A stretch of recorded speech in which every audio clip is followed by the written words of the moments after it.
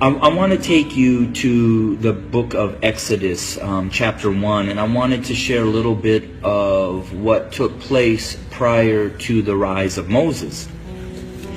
When I read that, it talked about that the Pharaoh became concerned and very fearful that the Hebrew slaves were growing in number and in power.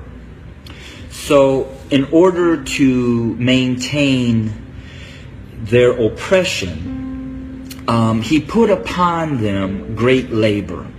He put upon the Hebrew slaves cruelty to keep them down.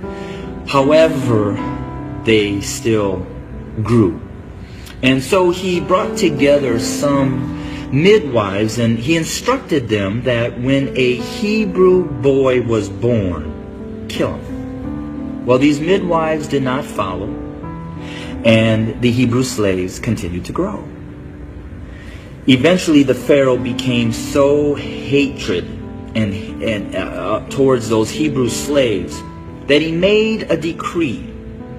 He put out an order that male baby boy Hebrew slaves were to be killed by casting them into the Nile River.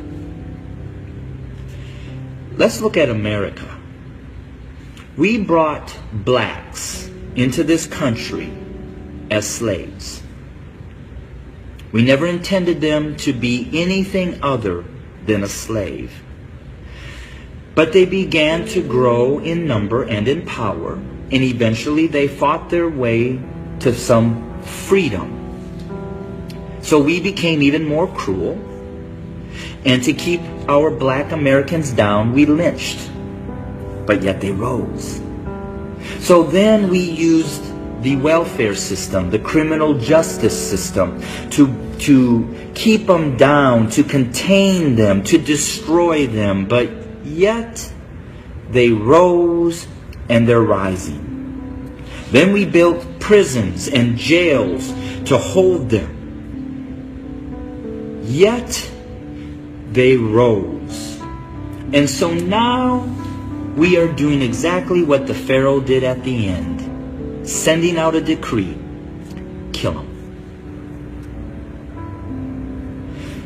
So until we admit that when we wrote this Constitution that all men are created equal, that we never intended to include our black brothers and sisters, our nation may end up facing exactly what the Egyptians faced when they refused to let God's people go. So I'm going to say this to my white fellow Americans, that the bloodshed that is on its way is not on the hands of our fellow black Americans, but is on our hands.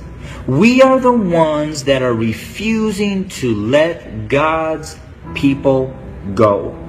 We are the ones that are refusing to acknowledge that we do not value our black brothers and sisters as equal individuals or equal Americans as us white men.